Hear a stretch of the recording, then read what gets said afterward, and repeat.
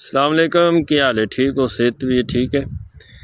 अच्छा, किसी बंदे नूं हैज़े दी शिकायत होवे, बदहज़मी दा मसला होवे, उल्टी दा मसला होवे, गैस कब्ज़ तेज़ाबियत दा मसला होवे, अक दा पौधा है, इस दी जड़ लैनी है। उस दी जड़ नूं साफ करके धो के उहदे उत्तों छिलका लाना है।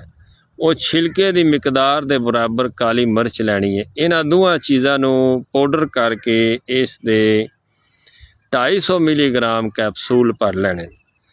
एक कैप्सूल सुबह दोपहर शाम हैज़े वाले बंदे नूं दिओ, एक दिन दे विच हैज़ा ठीक हो जाएगा। आम तौर ते जिहड़ी बद हज़मी हुंदी है, रोटी हज़म नहीं होंदी, गज़ा हज़म नहीं होंदी, या गैस कब्ज़ दा मसला, या जोड़ां दी दर्द दा मसला, या सीने दे विच बलगम दा, या फेफड़ियां दे विच बलगम दा जमा हो जाना, नज़ला जुकाम दा मसला, उहदे वास्ते तुसी ये 250 मिलीग्राम कैप्सूल सुबह शाम खाना खान तो बाद पानी नाल इस्तेमाल कर सकदे। बहुत शुक्रिया। फी मान।